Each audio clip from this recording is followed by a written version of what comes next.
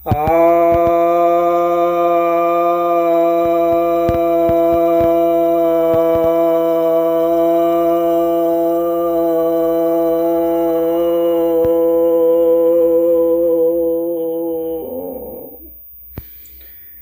सभी भक्तजनों को सप्रेम नमन। भक्तों, आज भारत के प्रधानमंत्री श्री नरेंद्र मोदी जी ने एक अभूतपूर्व निर्णय लिया है। इस निर्णय के विषय में कुछ विचार मंथन की आवश्यकता है। पहली बात, हम लोग तकनीकी रूप से देखेंगे कि कानून सदैव भारत के संविधान के अनुसार संसद भवन में बनाए जाते हैं और जनप्रतिनिधियों द्वारा बनाए जाते हैं और वे ही उन्हें वापस ले सकते हैं या उसमें संशोधन कर सकते हैं। ये जनप्रतिनिधि भारत की जनता का, पूरे भारत की जनता का प्रतिनिधित्व करते हैं, ऐसा माना जाता है। जो सरकारें बनाती है इस कानून को, तो उनकी भी 30 से 35% के आसपास जनमत होता है, अर्थात इतने वोट वे पाते हैं तो वो बनते हैं।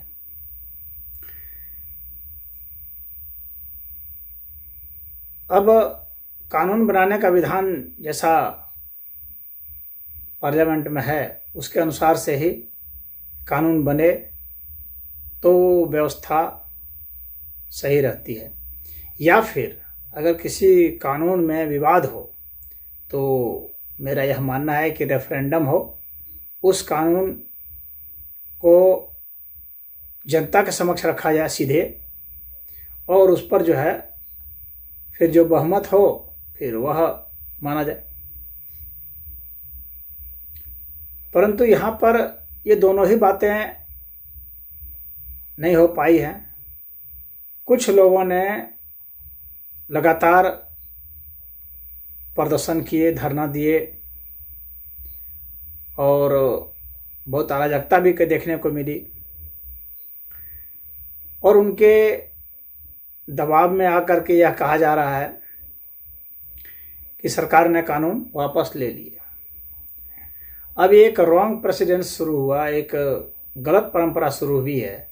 अब तो जितने भी कानून बनाए गए हैं या आगे बनाए जाएंगे उसमें अब तो यही होगा कि कुछ ग्रुप जो है जिसके पास शक्ति है लंबे समय तक आंदोलन करने की, अराजकता करने की, तो वे सरकार के ऊपर इस तरह से दबाव बना सकते हैं और कानून वापस करने की परंपरा की शुरुआत हो चुकी है, तो कानून वापस फिर हो सकता है। क्या हो अगर हमारे जो बड़े बड़े इनकम टैक्स पेयर हैं यदि वे भी ऐसा कहने लगें कि हम लोग टैक्स क्यों देंगे इतना, हम लोग कानून वापस, इनकम टैक्स कानून वापस करो, एक बहुत धर्म संकट की स्थिति आएगी।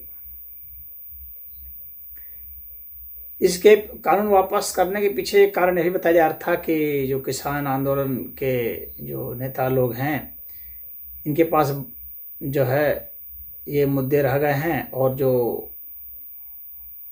देश को रैंसम कर दिए हैं, जन सामान्य को बहुत तकलीफ़ें हो रही हैं, और जो विपक्षी पार्टियां हैं वे इनके कंधे पर रखकर बंदूक चला रही हैं। तो यदि कानून वापस ले लेते हैं तो उनके पास मुद्दे समाप्त हो जाएंगे, फिर वे बेदीन हो जाएंगे, फिर वो बेरोजगार हो जाएंगे। तो इसका जवाब बहुत अच्छा राकेश टिकैत ने यह कह के दे दिया कि हम लोग ये आंदोलन वापस नहीं लेने जा रहे हैं, जबकि प्रधानमंत्री ने अपील की थी कि आंदोलन वापस ले लें क्योंकि हम लोग कानून वापस ले रहे हैं। तो उन्होंने कहा कि आंदोलन वापस नहीं होंगे। मनुष्य के पास समस्याओं की कोई कमी नहीं होती है। समस्याएं तो सदैव रहती हैं। तो समस्याएं रहेंगी तो मुद्दे रहेंगे, मुद्दे रहेंगे तो आंदोलन क्यों वापस होंगे। उस आधार पर आंदोलन जारी रह सकते हैं। और विशेषकर तब जब आंदोलनकारी जो हैं उन्हें अगर आर्थिक लाभ भी होने लगे और सम्मान भी मिलने लगे, हर जगह टीवी में, मीडिया में आने लगे और अखबार में आने लगे, तो भला आंदोलन वो वापस करने की क्या बात हो सकती है। क्योंकि उन्हें हर समय मुद्दे चाहिए। अगर इस मुद्दे को वापस भी ले लिए वे या वे चले भी गए इस आंदोलन को वापस करके, तो फिर पुनः वे 10 दिन में लौट सकते हैं। तो ऐसा होता रहेगा। तो यह एक अलग ढंग की राजनीति होगी। फिर कुछ लोग कह रहे हैं कि जैसे इस मुद्दे को वापस ले लिया तो जो ओवैसी हैं उन्होंने कहा कि सीएए का कानून वापस लो। फिर कोई आएगा कहेगा कि धारा 370 का कानून वापस लो। फिर कोई आएगा तो कुछ और कानून को वापस लेने की बात कर सकता है। तो इस तरह से ये एक ऐसी श्रृंखला शुरू होगी कि सरकार का दम निकल जाएगा। अब कुछ लोगों का यह भी मानना है कि जो कैप्टन अमरिंदर सिंह थे वे शुरू से सरकार को कह रहे थे कि किसान आंदोलन वापस लिया जाए। जब उन्होंने कांग्रेस पार्टी छोड़ दी तो अमित शाह जी से मिलने गए थे, फिर मोदी जी से मिलने गए थे और उनसे मिल करके उन्होंने डील की। कुछ लोगों का कहना है कि उन्होंने जो है ये इनपुट दिया कि पाकिस्तान के करीब में बॉर्डर स्टेट होने के कारण पंजाब में पाकिस्तान का बहुत ज़्यादा हस्तक्षेप होता है। कहीं ना कहीं पाकिस्तान शरारती तत्वों को एड देता रहता है या बहकाता रहता है। चीन भी इस मौके का फ़ायदा उठाना चाह रहा है और खालिस्तानी सब जो हैं वे एक ज़मीन पा रहे हैं और हिंदू और सिखों के बीच में वे फ्रिक्शन कराना चाह रहे हैं और बांटना चाह रहे हैं और वे लड़ाना चाह रहे हैं।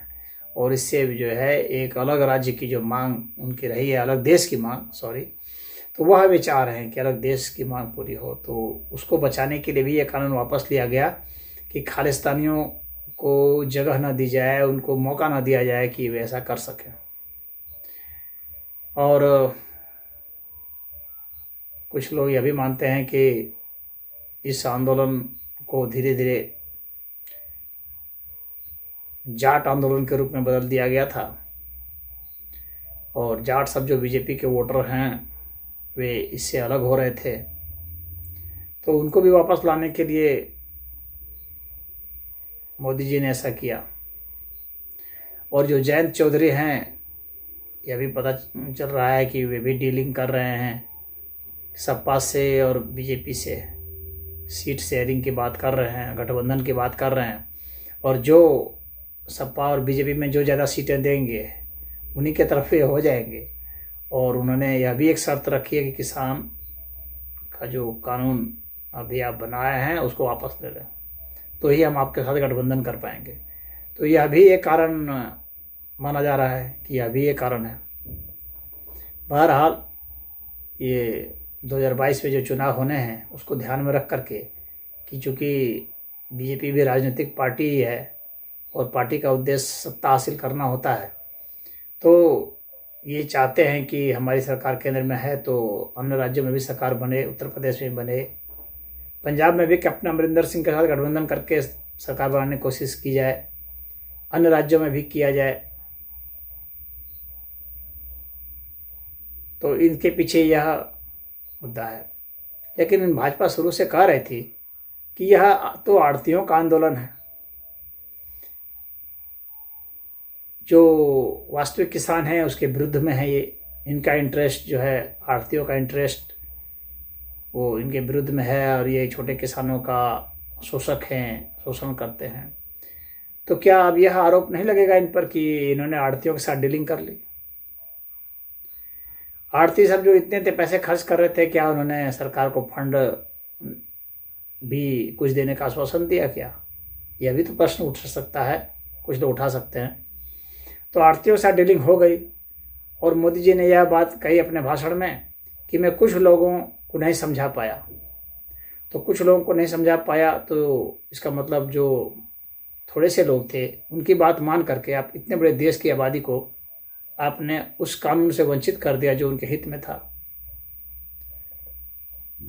आप ब्लैकमेल हो गए। तो वे किसान जो इस कानून से फायदा उठा सकते थे, क्या वे अब नाराज नहीं होंगे? एक प्रश्न यह भी उठता है। क्या वे किसान इस भ्रम में थे कि हमारी तरफ से तो सरकार ही लड़ रही है, तो अब हमें क्या करना है? तो उन्होंने लड़ाई लिहाजा नहीं लड़ी और आड़तियों की तरफ से जो ये सब किसान नेता लोग थे जो कुछ किसानों को ला करके लड़ रहे थे, तो उनकी जीत हो गई। तो ये जो बड़े स्तर के किसान थे, जो जिनकी बड़ी संख्या थी, क्या उनकी हार नहीं होगी? और क्या अब जो कानून वापस हो गया है, क्या वे अब ये नहीं मानते हैं कि उनकी हार हो चुकी है, तब वे सरकार के खिलाफ में चले जाएं? क्या ऐसा हो सकता है? यह भी हो सकता है। अब सरकार ने यहाँ पर यह भी एक कहा है कि सरकार के कुछ इरादे पर भी कुछ लोग शंका कर रहे हैं कि क्या सरकार जो है इस कानून को वापस लाएगी, वापस अभी ले लेगी तो पुनः क्या वापस नहीं लाएगी? चुनाव खत्म हो जाने के बाद फिर क्या वापस नहीं ला सकती है? आ सकती है। और मोदी जी ने अपने भाषण में कुछ संकेत भी इस तरह के दे दिए हैं। उन्होंने कहा कि ऐसा है कि अब जो है एक सी समिति बनाई जाएगी जिसमें कि सारे एक्सपर्ट सब रहेंगे, वैज्ञानिक रहेंगे, अर्थशास्त्री रहेंगे, कृषि विशेषज्ञ रहेंगे, किसान के जो मोर्चा हैं वे रहेंगे, किसान संगठन के लोग रहेंगे, पत्रकार बुद्धिजीवी रहेंगे और अन्य जो वकील वगैरह हैं वे सब रहेंगे और विभिन्न पार्टियों के नेता भी रहेंगे। तो कहने का मतलब सरकार का यह है कि अब समावेशी कानून लाया जाएगा, सबको मिला करके एक वो बनाया जाए ताकि कोई आपत्ति ना उठे। तो इस तरह की पहल की जाएगी। किसानों का जो है पूरे देश के किसानों का भी मत लिया जा सकता था इसके पहले, उससे भी मोदी जी अपनी बात को रख सकते थे, लेकिन वैसा उन्होंने नहीं किया। यह भी कहा जा रहा है कि चूंकि अभी भारत में बहुत सारी विदेशी कंपनियां आ रही हैं और चीन छोड़ के आ रही हैं, तो चीन यह नहीं चाहता है कि भारत जो उसका शत्रु राष्ट्र है वह अब आर्थिक प्रगति करे।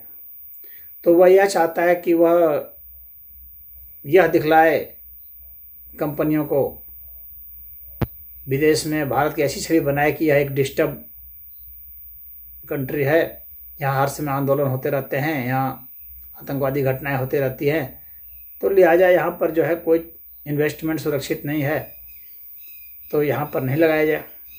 इससे भारत को क्षति पहुँचाने की स्कीम पर भी काम हो रहा है। सरकार को डिस्टर्ब करते रहने से और जो विकास की जो योजना है वह नहीं बन पाए, यह भी उसकी एक स्कीम हो सकती है। तो इन तमाम तरह की स्कीमों को ध्यान में रखते हुए सरकार का यह कदम कैसा था और आगे कैसा होगा, इस विषय पर बहुत सारे कयास लगाए जा रहे हैं। और यह देश ऐसा कभी नहीं रहा कि जब यहाँ आंदोलन ना होते हो, हर कुछ कुछ समय में आंदोलन होते रहते हैं अलग अलग नाम पर। तो क्या इससे भी बढ़कर के और बड़ा आंदोलन हो सकता है? तो हो सकता है, और लोकतंत्र में तो आंदोलन होते ही हैं, होने भी चाहिए। लेकिन लोकतंत्र में जो निर्णय है वो बहुमत से ही होता है। तो बहुमत का निर्णय लेना चाहिए था, जो नहीं लिया गया। लेकिन सरकार के पास चूँकि अपनी पार्लियामेंट में बहुमत है तो उस आधार पर तो निर्णय लिया गया है। लेकिन इस कानून का देशव्यापी प्रभाव था तो पूरे देश के किसानों से या पूरी देश की जनता से ही निर्णय लिए जा सकते थे। उसमें खर्च होता, बहुत होता, खर्च का भी एक इशू था और एक मशीनरी का भी इशू था, बहुत लंबे चौड़े स्तर पर फिर आयोजन होता। लेकिन ये आंदोलन भी तो साल भर चल गया। और कुछ लोग का यह कहना है कि जब ये वापस लेना ही था तो पहले क्यों नहीं ले लिया गया। इसमें बहुत सारे किसान मारे भी गए, बहुत क्षति हुई और सरकार के समर्थन में भी बहुत लोगों ने बहुत प्रचार किया था। उनका क्या? अब जिन्होंने सरकार के समर्थन में प्रचार किया था वे अब किस मुंह से सरकार को डिफेंड करेंगे? तो अब लोग बहुत दुविधा में हैं कि अब ये क्या करेंगे। लेकिन ये राजनीति है, इसमें तो पल पल घटनाएं घटती हैं और राजनीतिक निर्णय लेते समय बहुत दूरदर्शिता भी रखनी पड़ती है। क्या पता उनके पास ऐसे बहुत कुछ इनपुट्स हों, देश की सुरक्षा व्यवस्था पर भी खतरा हो, आने वाले समय में समाज में फूट की बात हो, कई तरह की बातें हो सकती हैं। परंतु इतना अवश्य है कि यह निर्णय साधारण निर्णय नहीं था और इस निर्णय के बाद अब आने वाला जो समय है उसमें भी निर्णय साधारण नहीं होंगे, क्योंकि अब असाधारण निर्णय लेने की और असाधारण आंदोलन करने के दोनों तरह के प्रयोग हो रहे हैं। असाधारण आंदोलन करने के भी और असाधारण निर्णय लेने के भी। और ये आने वाले समय में हम लोग देखेंगे कि इसी तरह के आंदोलन और निर्णय दोनों हुआ करेंगे। तो राजनीति में एक बहुत बदलाव आ रहा है, क्योंकि भारत ने अब तक न्यूसेंस पॉलिटिक्स नहीं झेला था, तो न्यूसेंस पॉलिटिक्स भी झेलेंगे। जब हर तरह की परिस्थितियों को झेलने के आप आदी होते हैं तो ही परिपक्व होते हैं।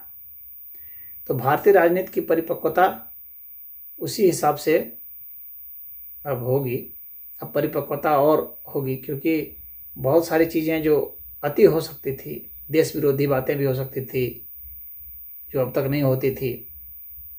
कोई पार्टी देश विरोधी बात नहीं करती थी, तो अब भी वो भी कर रहे हैं और उसको भी लेकर के सरकार चल रही है। तो हर तरह की जो विरोधी गतिविधियां हो सकती थी, सब होते हुए भी राजनीति में समावेशी बातें हो रही हैं और बुद्धिजीवी वर्ग भी यहाँ बटा हुआ है। देश विरोधी और संस्कृति विरोधी, हिंदू विरोधी, तो इस तरह के जो मुद्दे हैं वे अब काफ़ी गर्म होंगे और अंतर्राष्ट्रीय स्तर पर, और ये सोशल मीडिया का युग है, इसमें बहुत ज़्यादा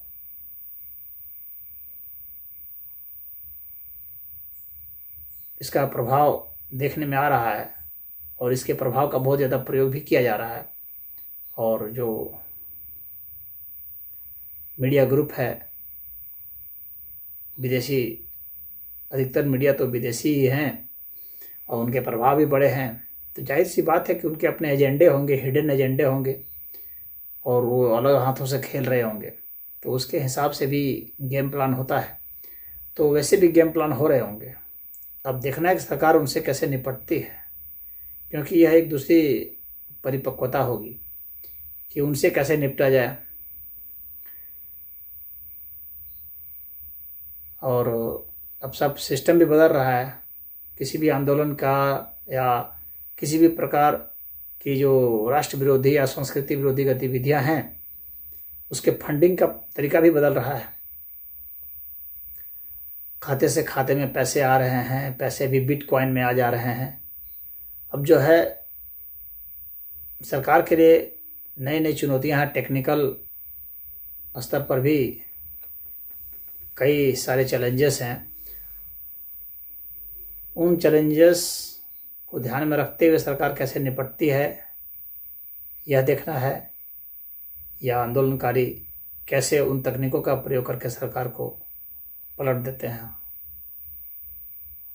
या देश को तोड़ देते हैं या देश में अस्थिरता करके इसमें माहौल गंदा कर देते हैं, तो ये आने वाला समय बताएगा कि सरकार कितनी परिपक्वता के साथ निपटती है।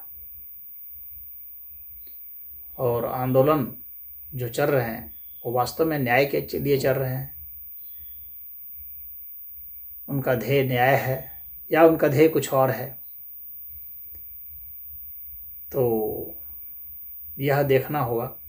और ऐसा भी आंदोलन हो सकता है जो भी राष्ट्रव्यापी दिख रहा है, हो सकता है कि वो राष्ट्र की सीमा को लांघ जाए, वो विश्वव्यापी आंदोलन खड़ा हो जाए। वैसी स्थिति में सरकार कैसे निपटेगी, भारत की सरकार और अन्य देशों की सरकार, यह भी देखने वाली बात होगी। ओम हरि।